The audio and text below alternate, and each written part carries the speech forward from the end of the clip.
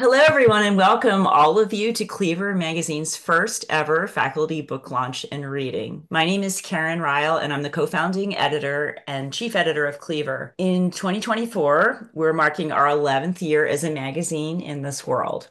We released our first full issue in March 2013, featuring a piece, among others, by a new to me at the time Flash phenom named Kathryn Kulpa. The piece is called Locavore. A few months later, we published a second piece by Kathryn in issue 4 called Yvonne in the Eye of Dog. And the rest is history. Kathryn became our senior Flash editor that year and helped build Cleaver into the literary powerhouse that we are today. In 2020, she and I launched Cleaver Workshops with her very popular live online class, The Art of Flash. Our workshop series has since exploded into many authoring, both synchronous and asynchronous, and Kathryn remains a beloved and deeply appreciated teacher whose students go on to publish their own work in magazines all over the globe. Tonight, we're coming together to celebrate her newest collection, For Every Tower, a Princess. As all of you know, Cleaver's literary magazine is made possible by the volunteer labor of the senior editors whose work we have the rare and delicious privilege to hear tonight. All of our editors and workshop faculty came to us first as readers and contributors. Together, they are the cornerstone of this community, and I thank them and all of you for being here tonight. Take it away, Tricia. Thank you so much, Karen, and thanks to everyone again for being here. My roommate has decided to join us. We have a number of really wonderful readers, Cleaver faculty, people who love Kathryn and have taken class with Kathryn or worked alongside Kathryn in various capacities. And we're going to start with Sarah Freligh. Sarah Freligh is the author of 7 books, including Sad Math, which was winner of the 2014 Moon City Press Poetry Prize. Hereafter, winner of the 2024 Bath Novella in Flash contest, and Other Emergencies, forthcoming from Moon City Press in 2025. Her work has appeared in many literary journals and anthologized in New Micro, Exceptionally Short Fiction from Norton in 2018, and Best Microfiction of 2019 through 2022. Among her awards are poetry fellowships from the National Endowment for the Arts and the Saltonstall Foundation. And for those of you who are always interested in Cleaver classes, Sarah is also going to be teaching a class for us, a workshop on December 15th with flash fiction or flash pieces. Take it away, Sarah. Thank you so much for having me. Thank you, everybody, for being here, and congratulations, Kathryn, on your great achievement. Yet another book. Yay. The first piece I want to read is from my book, A Brief Natural History of Women. And this came from a Kathryn workshop that I took from, it was a Cleaver workshop, I think in 2021. And it's called Mad. It's also going to be in my Other Emergencies. Mad. Cat goes missing again, but not really. She's where she usually is, passed out, pants on backward in the Wawa parking lot. Because this is her third or fourth offense, the dean of students summons her parents, who drive 8 hours through a freak April snowstorm. This is how much they love her. This is how much they want her to get well. You kids, her mother used to say whenever one of them did something that baffled her. But there is no more you kids, no Kit or Kitten or Katie, only the Kathryn in several official-looking documents the dean shares with her parents, academic probation, mandatory counseling. Her parents bookend her, nodding agreement. The dean of students looks smug and shiny as an eggplant. The therapist she's sentenced to is bearded, upholstered in wool and corduroy. His office is windowless and dark with 2 armchairs that itch.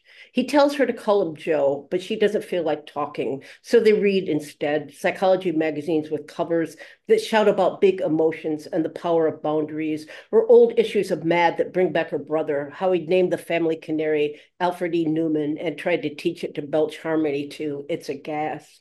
She wanted to play the record at his funeral, but her mother said absolutely not, and had gone with hymns instead, full of God and mighty fortresses that Cat pretended to sing along with her.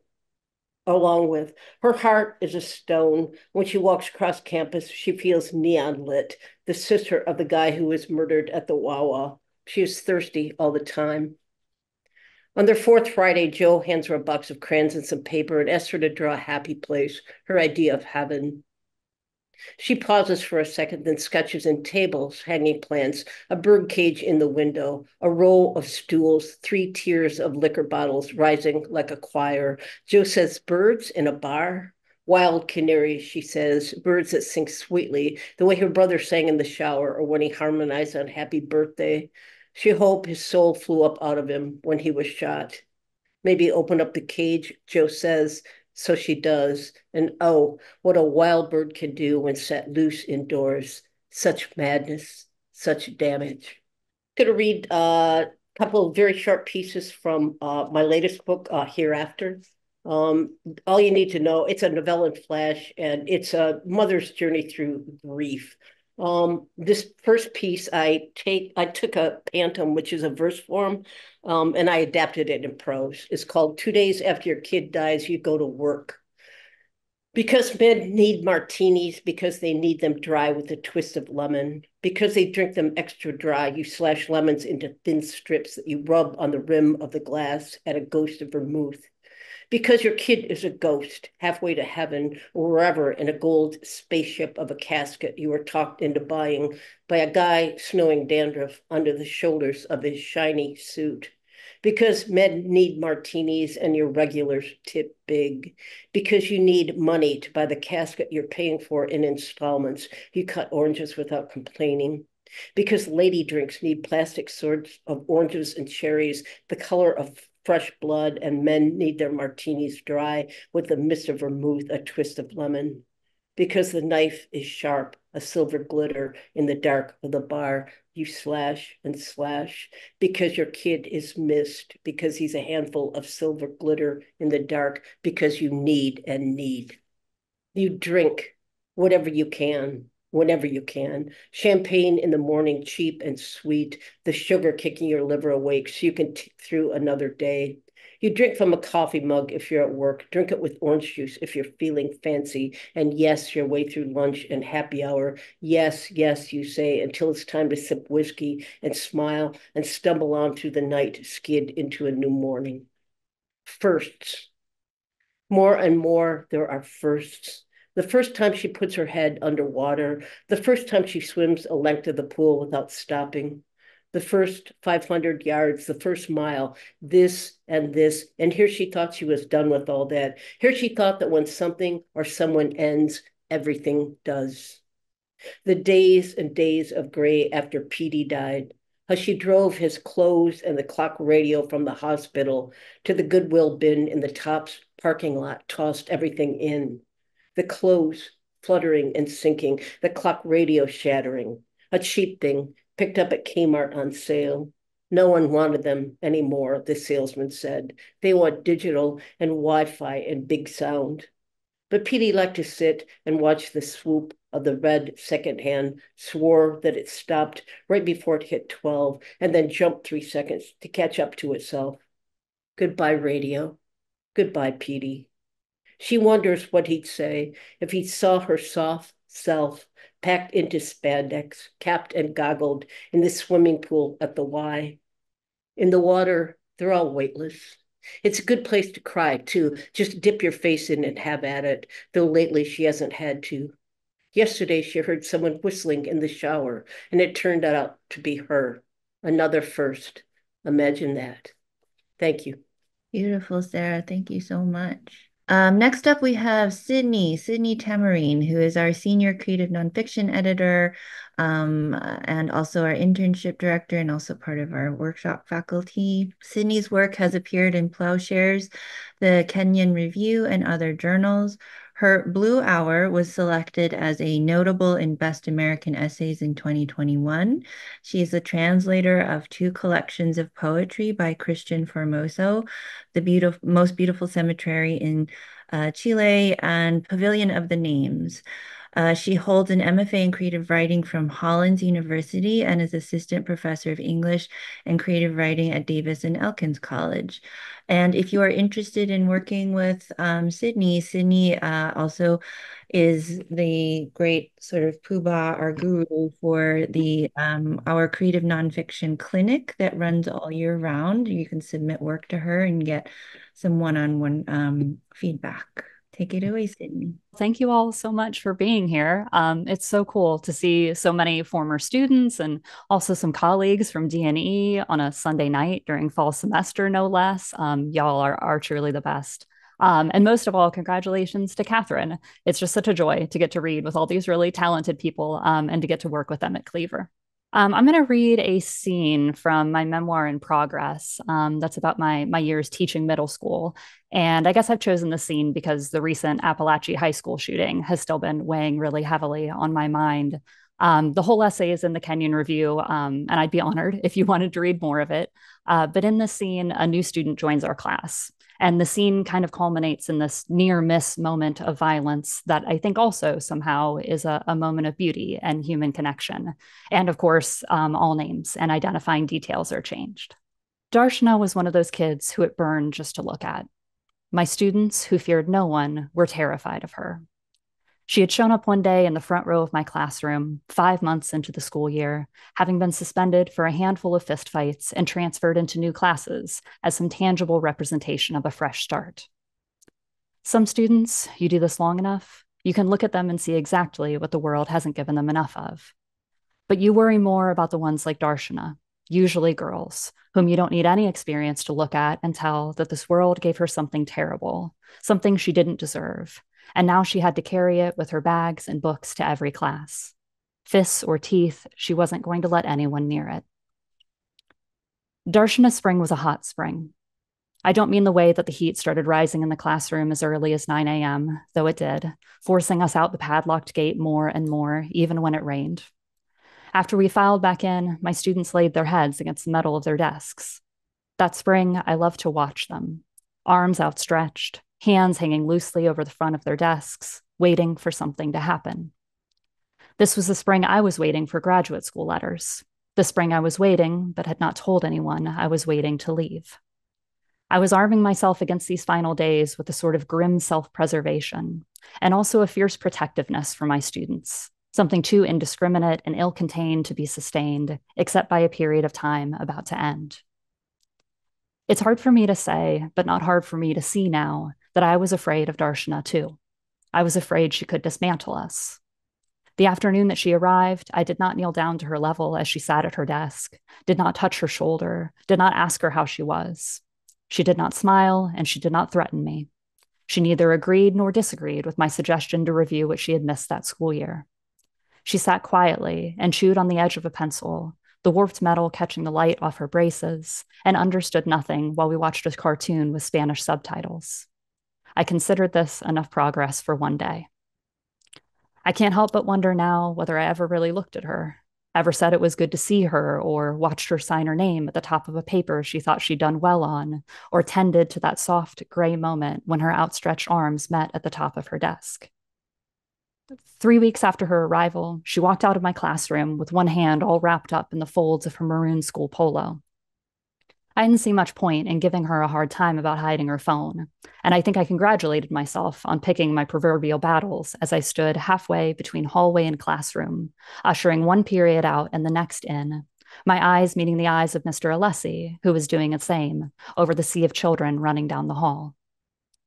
What we heard: raucous laughter, the next bell ringing, another wave of chatter, this time from within the classrooms, students intent on stretching the moment as long as it could go until it broke.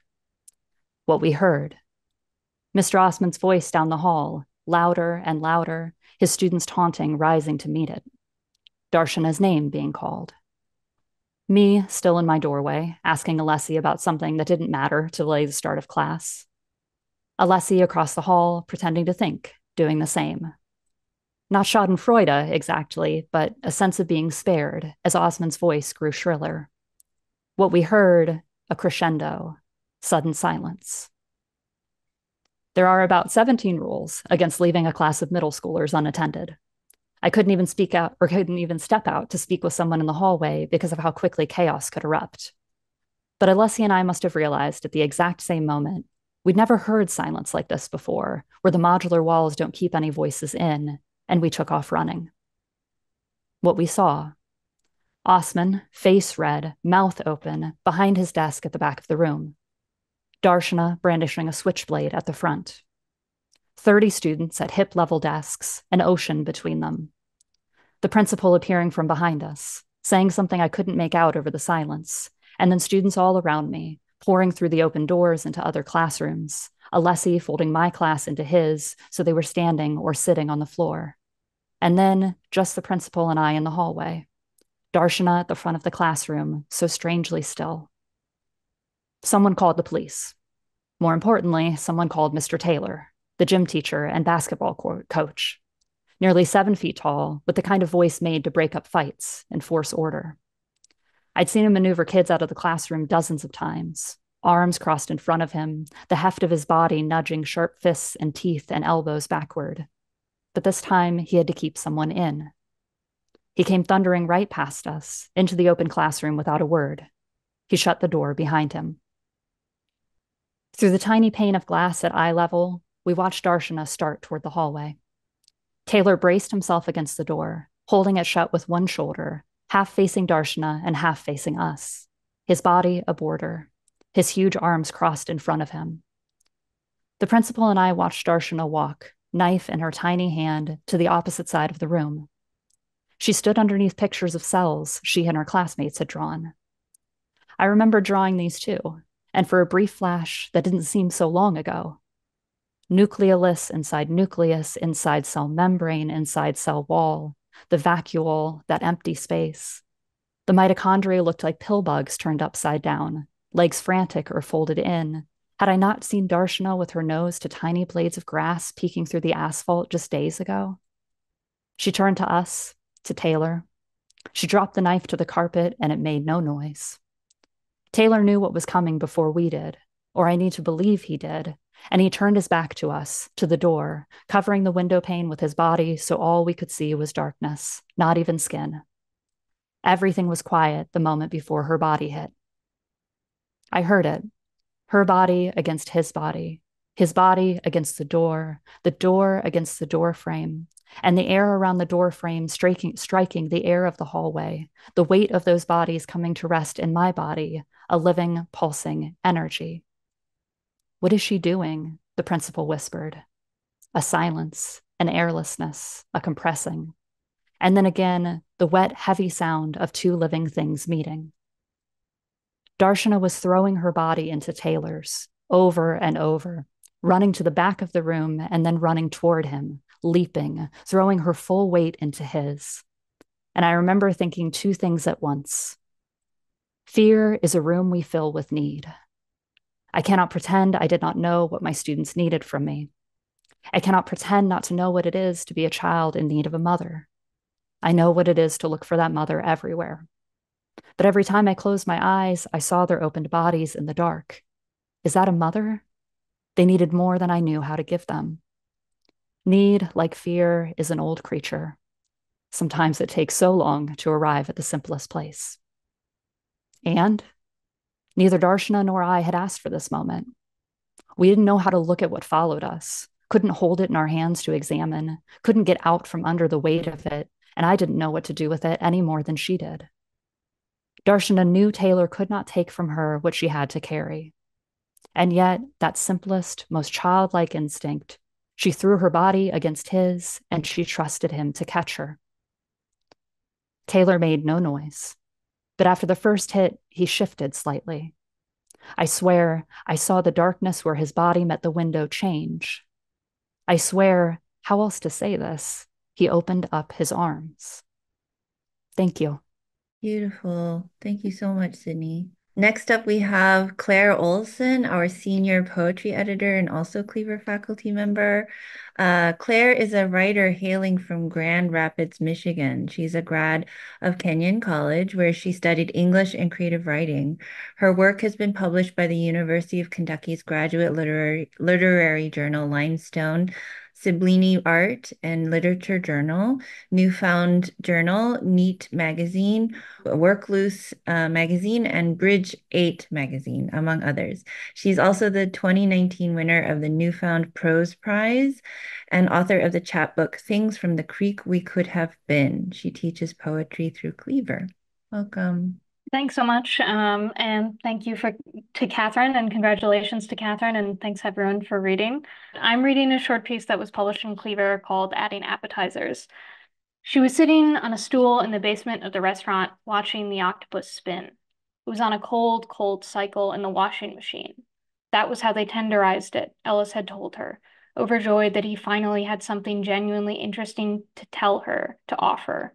It was this nauseous, moving smudge, the octopus, not his telling. She was coming to adore it, the borderless slosh of a body. She could believe that she could get to love it, adjusting her over-the-knee pinstripe skirt in the cold damp of the concrete room. It was good. A man she also loved was upstairs, drunk, frying things, cutting really close to his fingers, and working someone else's shift. And Ellis was on his way down to her in his unadorned state, in an apron, having been washing dishes, walking down the concrete stairs to finish talking to her about how a new crudo option on the menu had been added so she could finish up her little write-up for some hyper-local culinary column that at least her dad liked to read. The suckers in the head were a singular hum. When had she started with the rabbit traps? That was 7 winters ago when her grandmother had shown her, when they were up north and the snow had settled in whipped cream heaves on every roof and road and sidewalk and way of getting anywhere at all. It made everybody a trudger. You'd look out past the exhale of farmland, and someone would be getting into their truck in the overknee white, forcing themselves into the day, trudging. No one was delicate. No one was flashing with glimpses of dorsal appendages or outer gills in that cold. Her knees looked a little blush under the stark black border of the cloth of her skirt. Her grandmother had liked French cooking. Her grandmother had tied barbed wire into halos for the rabbit traps and left them in the snow by the wood's edge. They were attached to something else. Ellis was on his way down. She could still hear him upstairs, but she could never complete the traps herself. She could only bend and knot the wire with a pair of needle-nose pliers and pass the circles to her grandmother. Her mother would look on. Her mother would pass through the kitchen in little steps and look at both of them, her eyes stained with salt water as if they were killing a man. Her mother's whole face, one pang. She might have stopped making the circles if her mother also didn't love the rabbit herself, the French rabbit, accompanied by glazed carrots, steaming up a frosted window, beyond which some neighbor was dredging her thighs through the snow. She just made the circles and slid them across the table.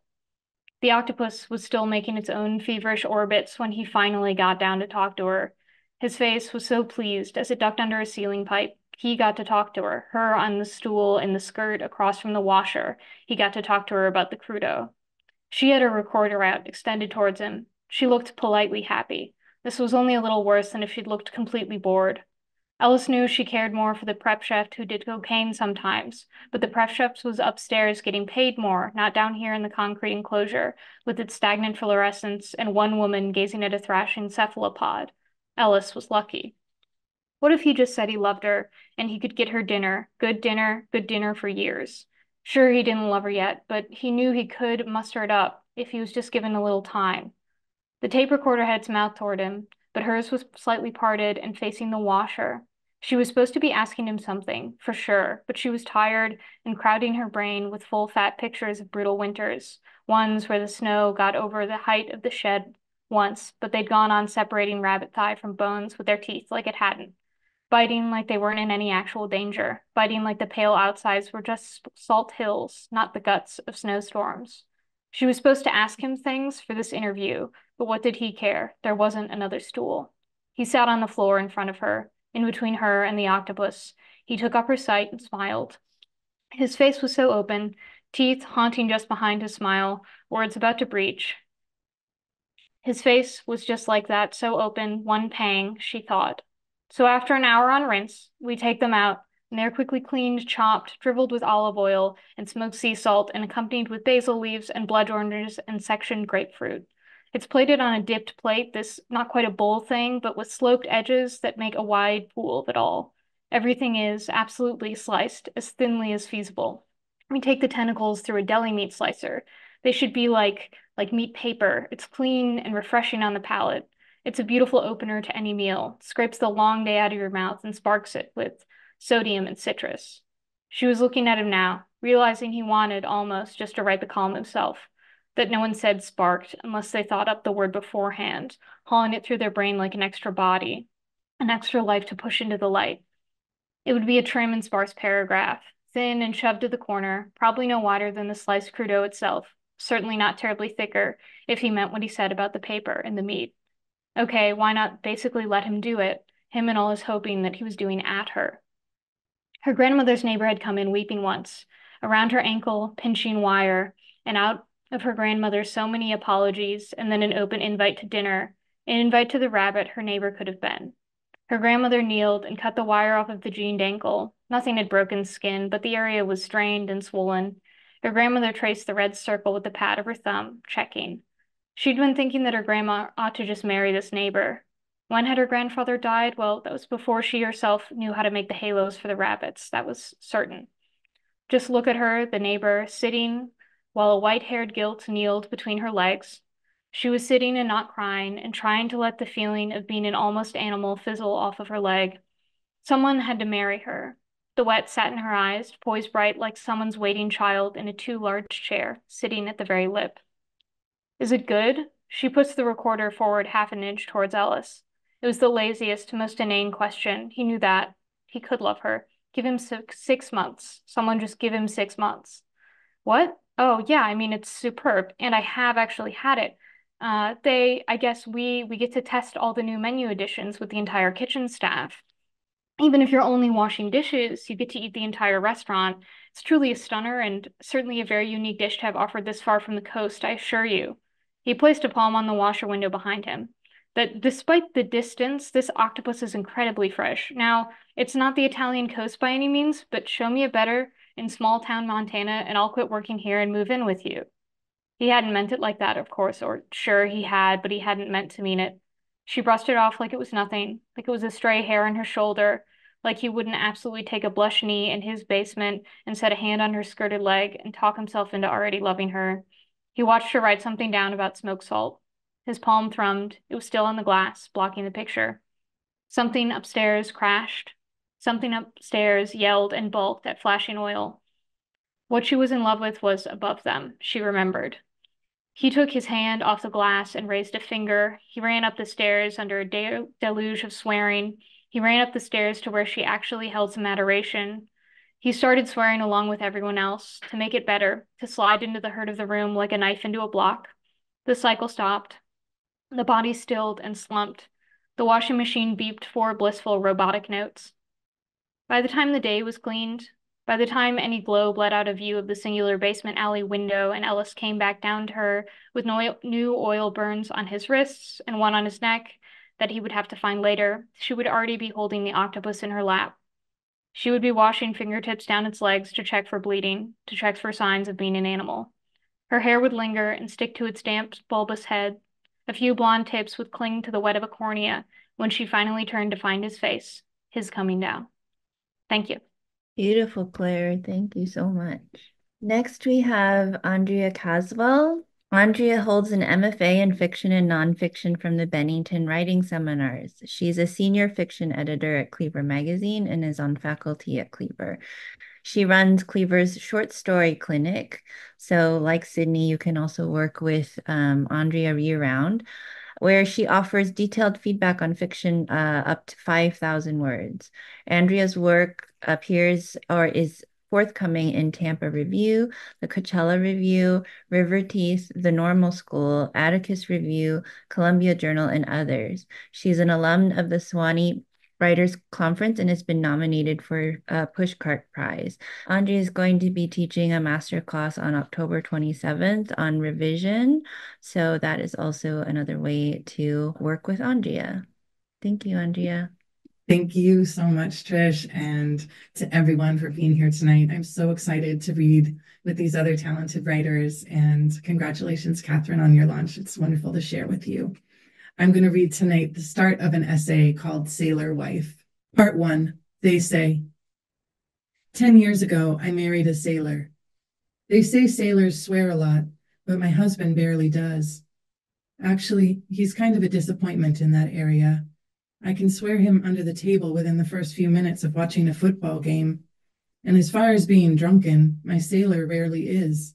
I think it's because he was drunken a lot in college and a lot after that. Still, we keep a healthy supply of rum on hand and limes to fend off scurvy. My sailor is superstitious. They say you should never leave port on a Friday, and he won't, not for a voyage anyway. If it's a day sail and he'll be back within a few hours, I think he'd go if the conditions and his schedule aligned. But conditions on the ocean are hard to predict, even with fancy satellites and computer models. My husband doesn't allow bananas on the boat because they bring bad luck. Once, he and a friend sailed to the Isle of Shoals. Even that name sounds inauspicious to me. The main thing to do there is walk around a crooked cemetery and contemplate death. The whole place has a Lizzie Borden vibe. If you were to look on a nautical chart, the Isle of Shoals is a set of 9 islands off the coast of Massachusetts, Maine, and New Hampshire. So they sailed to one of them, Smutty Nose Island or Star, I think, and the friend didn't know the rule about bananas. He packed one in his lunch, and it made it aboard undetected. And would you believe? They crashed into a rock by the end of the first day. My husband never crashes the boat. Somehow they managed to sail home, but the damage was bad enough that the boat had to be hauled out for repairs. The rock tore up the keel and scraped along the hull. It was a real problem, all because of that banana. They say you should never whistle on a boat, especially a sailboat. Whistling is the equivalent of conjuring the wind, of tempting a tempest. Why risk it? It's dangerous enough to be on the ocean or anywhere near it. Even without whistling, it gets awfully windy while sailing. My main hobby is reading, because you know what I love? Not dying. On Nantucket, they say, if you can see the ocean can see you. Part 2, Names. The Andrea Doria sank off Nantucket on July 26, 1956. Disasters are fascinating. There's no way around it, especially if your name is involved.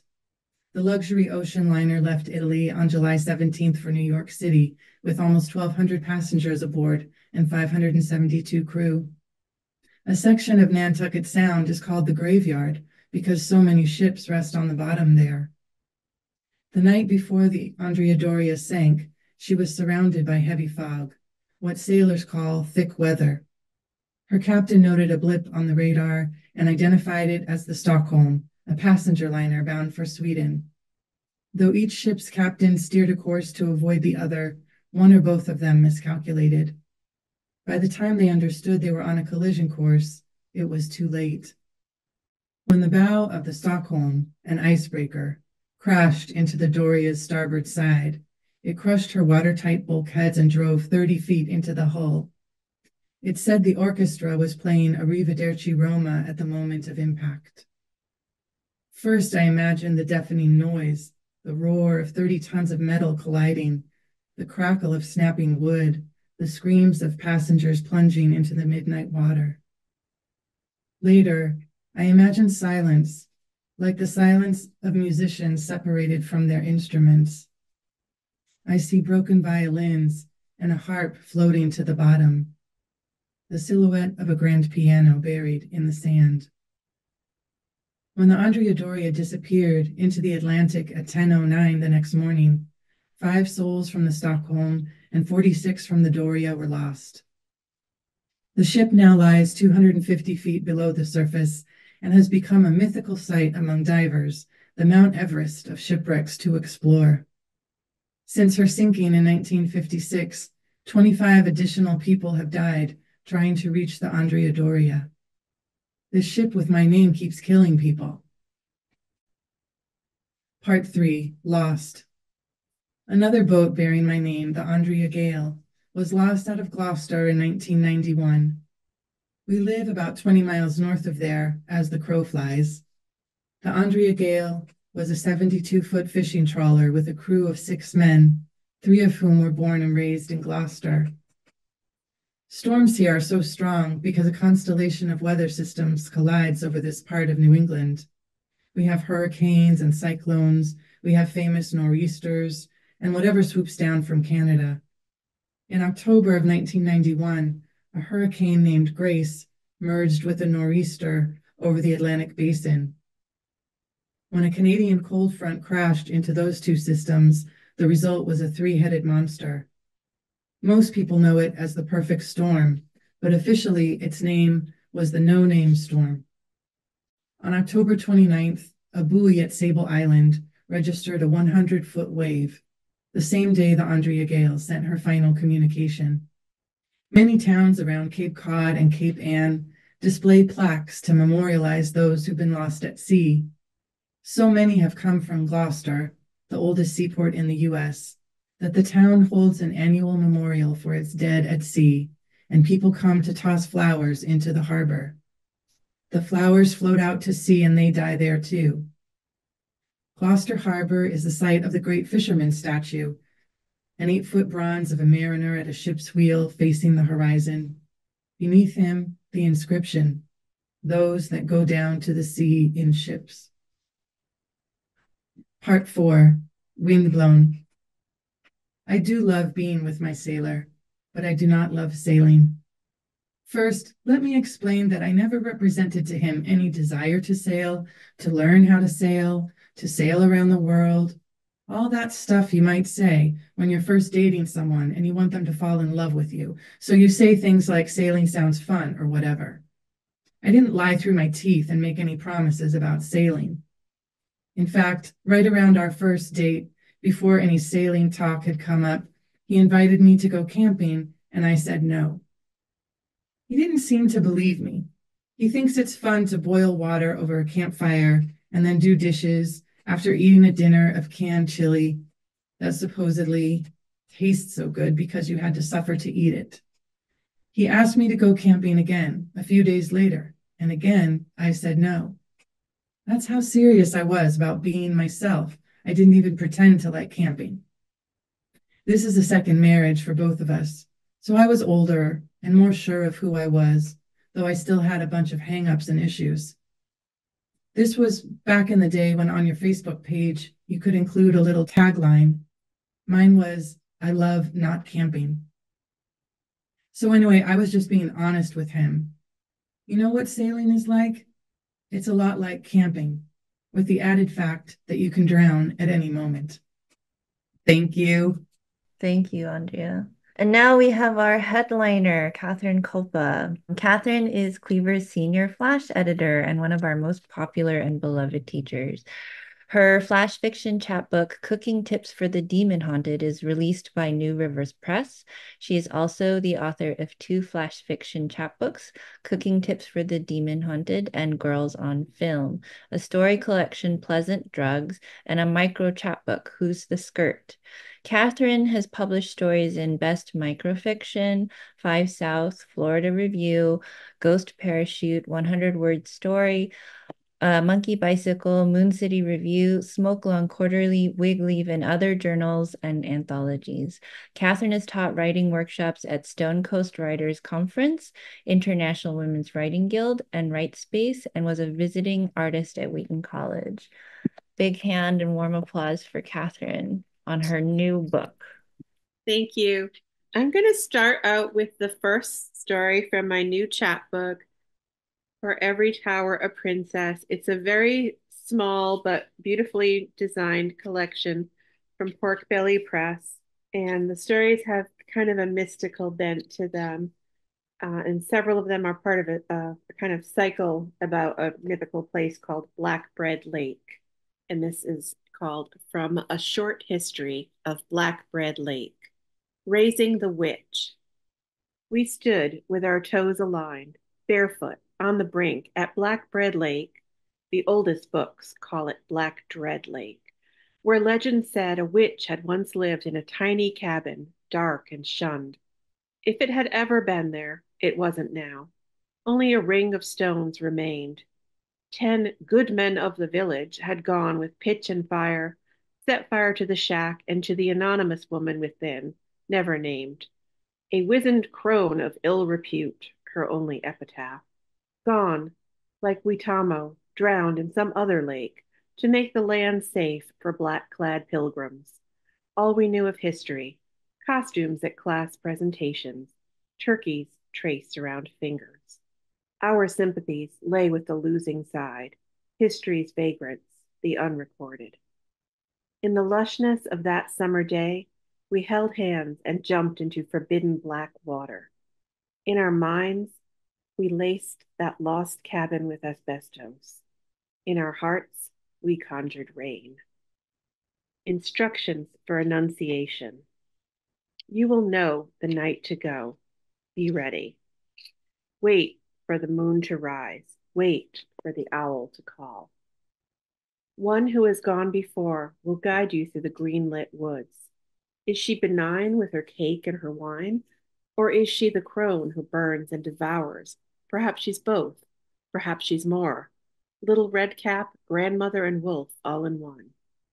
She will ask you for your trust. If you want what she knows you want, you will give her your trust. You will walk to the shores of Black Bread Lake. The oldest maps call it Black Dread Lake. You will walk into its black waters, shivering with cold, minnows and water snakes twining about your feet, and you will be afraid, but you will embrace its eldritch waters. Open yourself to all this lake remembers and dreams.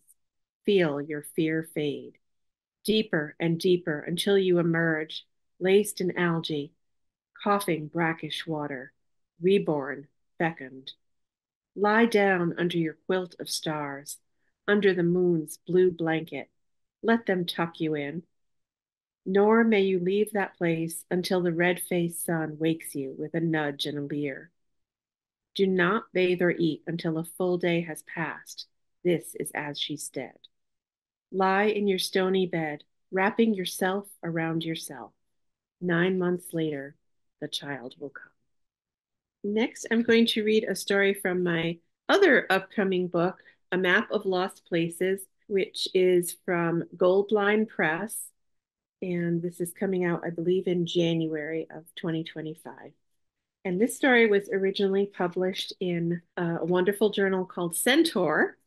Lynn is here. Lynn Mundell is the editor. And thank you, Lynn, for publishing this story. Mushrooms. The baker's wife came running, her big breasts swinging like cabbages in a sack, and we laughed until we heard her shout, "They're killing everybody." Then we ran, too young for anything on us to swing. Dust puffing up from the road, far off sun, shining weak and pale like milk strained through cheesecloth. Everywhere, pounding feet and shouting, and somewhere, getting closer, sounds like breaking trees. Papa pulling his axe from the woodpile. Mama shooing the cows from the barn. "Run," she said, "run to the woods, hide like mushrooms hide." And we ran through twisty paths, past weary, drooping trees, found deep piles of leaves, covered ourselves like we were already dead. Soft earth receiving our bodies, we lay still as sleeping dead girls under leaf blankets and watched pinholes of light grow lighter, then dark again, smoke massing the sky, ashes forming shapes like when we used to watch clouds. It's an elephant, it's a sea serpent, but these were the shapes of everyone we knew. Our teacher, the doctor, the baker's wife, then Mama, last Papa, weaving dark shrouds to keep us safe, brushing us like soft hands before they blew away forever. We held hands, whispered their names, and that was how we said goodbye. I'm going to read another flash piece called Gooseberries, and it's from a journal called Gooseberry Pie that publishes 6-sentence stories. Gooseberries. Ma was in a sanitarium out west with lung trouble. We heard Mrs. Stankowski next door snort more like rum trouble, but Auntie Lou said Mrs. Stankowski's husband was the one with rum trouble. He shot her in the knee with a BB gun, and that's why she was so mean. And when she wasn't washing her driveway, she was stoning the field cats. And Aunt Lou gave her HE double hockey sticks for that. Told her better field cats running through the yard than field mice or, God forbid, field rats. We took in one of the cats, called him Stank because he walked with a limp like Mrs. Stankowski with her BB knee. She could never catch us when my cousin Missy and I sneaked through her backyard to get to the cemetery where we weren't supposed to go, where gooseberry bushes grew wild and no one cared if we picked them. Swallowed green, they'd pucker your whole mouth, but when they pinked up, they got sweeter. Once we saw some purple ripe gooseberries on a hill and climbed it and saw this house, white marble with a statue of Jesus by the door. Jesus with his hands around two kids, not quite a hug, more grabbing them by the back of the neck like he meant business. Suffer the little children to come unto me, the carving said, and Missy dared me to go inside the house. All the sun vanished inside. It felt cold and smelled like oranges gone black. And then Missy grabbed my neck, like Jesus in the statue, and pointed at a bench in the corner with a man lying on it, face down, one shoe off, his jacket open and back, like he'd put it on backwards. And I got closer to see if he was dead. And the man's bruised, swollen mouth opened, and he roared like a lion, and we screamed and ran, bouncing off each other, almost tripping out the door, down the hill, looking to see if he was following. But the man, or ghost, or whatever he was, didn't catch us. We were safe. We were saved. But we'd lie awake at night, waiting for a shadow in a misbuttoned coat to scratch at our window, for a cold hand to fall upon our necks, suffering us to come unto him. I'm going to read one more story, which is going to be its world debut because this one is not published yet, and it's called Girls on the Beach. 1. Once there was a girl who died because she cut school and went to the beach. It was June, the first warm day of summer, and she was getting dressed that morning, pulling on her navy blue knee socks, buttoning up her white blouse, rolling the waist of her pleated woolen uniform skirt to make it kneeling at the altar legal. And something in her skin said no, something in the sun-washed air, the smell of blooming catalpa and honeysuckle, the song of Carolina wrens made her reach for her bathing suit. And with her suit tucked under her uniform white blouse tied at the waist, she sauntered past the gawping gang at the bus stop. I'm skipping. Want to come? And how much they wanted to, but how much they feared the retribution of Father John, Sister Mary Jerome, their fathers, their mothers, their guidance counselors, their college recommendations, their permanent records. They watched her walk away, already wafting the scent of Coppertone and freedom, never to be seen again. Some said riptide, some said cramps from eating clam cakes and not waiting 60 minutes before swimming. Some said jellyfish, some said shark, a shark no one saw, but that must have been waiting, lurking just under the surface of that deceptively still water, the shark of God's grim wrath, always waiting to punish us sinners. 2. Once there was a girl who died because she cut school and went to the beach, a foolish girl, hitchhiking down the road in her orange crocheted bikini top and cut-off jeans shorts, asking for trouble that girl was, showing off. You weren't there, but someone you know was. Your cousin's best friend, your babysitter's brother, your neighbor, and he's a policeman and should know. That girl went diving from the rock cliffs, the ones they closed off with a safety rail after. She swam out past the buoy line, where the bottom drops off all of a sudden and your legs kick and water, suddenly grown dead cold, where wicked currents wait. Where she waits now, they all say. If you duck under, if you swim beyond the rope, she waits, seaweed in her hair, fingers grown long and slimy like squid, ready to grab your leg, ready to pull you down, and you'll scream and scream, but the only sound will be the glug of water filling your throat. And you'll thrash and fight, but the only sound will be the gentle lapping of waves on a rocky shore, where far off, on summer sands, mothers rub sunscreen on their children, look out at a calm blue sea, and turn back to that new Danielle Steele book. You know the one, everybody's reading it. 3. Once there was a girl who died because she cut school and went to the beach, and now we all go every year in her honor. Her name was Patty Murphy, or Sandy Perry, or Betty Brady. Nobody really knows what her name was. It happened when our mothers were young, or when their mothers were, or even before. Maybe it happened in the black and white days when girls wore skirts to the beach and straw hats with streamers. And there this poor girl was, long skirts tangling around her legs, dragging her under, only a straw hat with pink ribbons left floating on the gentle waves. Or maybe she ignored the danger rip current sign and got pulled out to sea and was found crab chewed 20 miles down the coast. Or maybe it was a shark that got her. Or maybe the girl was pregnant and her evil boyfriend lured her out past the rocks where the lifeguard couldn't see and held her head under until she drowned. and then her ghost haunted him until he threw himself off the cliff and died too. Serves him damn well right. Or maybe she never made it to the beach at all. Maybe she was hitchhiking, stranger, danger, and got picked up by the wrong car, or maybe the right one. And maybe she's out there now, still wandering, still hitching rides, still ditching school, still breaking rules, still having more fun than any of us will ever know. Thank you. I know you write a lot of flash, and how did you know it was ready to be a collection, or did you write things with the idea that they would go together? I didn't write them with the idea that they would go together, but I do often explore kind of similar themes. So what I did is after I'd written a number of stories, I kind of looked back and picked out some of the themes that I came to and put them all together.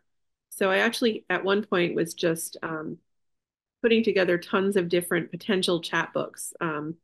And I actually had one collection that came out, Cooking Tips for the Demon Haunted, and that was sort of ghost stories and hauntings and so on. The short collection, Blackbread Lake, it has sort of the Blackbread Lake stories and the other kind of mystical kind of stories in it. And this is my previous collection, which was published last year, Cooking Tips for the Demon Haunted. Those of you who receive our newsletter, which you really probably should sign up for if you haven't already, we have writing tips that we publish pretty much once a week. The editors sometimes like gets them out like every 2 weeks or something, Layla. And she has a constant call for two things. One is like, if you have like an announcement, something published or whatever, send her that information and she'll put it, she puts that in the newsletter, which is kind of nice. And the other thing is that if you have a writing tip, send it to her because that's one of the very popular things on our site. So I would encourage you as part of the Cleaver community to send them to her. It's just a nice way to get your writing read by a volume of people. That concludes our reading and celebration of Kathryn Kulpa. Thanks to everybody who read. Congratulations to Kathryn. And we're looking forward to seeing you all at a future Cleaver event or workshop. Please stay in touch. Sign up for our newsletter, like Karen mentioned. And thank you again for joining us. Have a wonderful rest of your Sunday.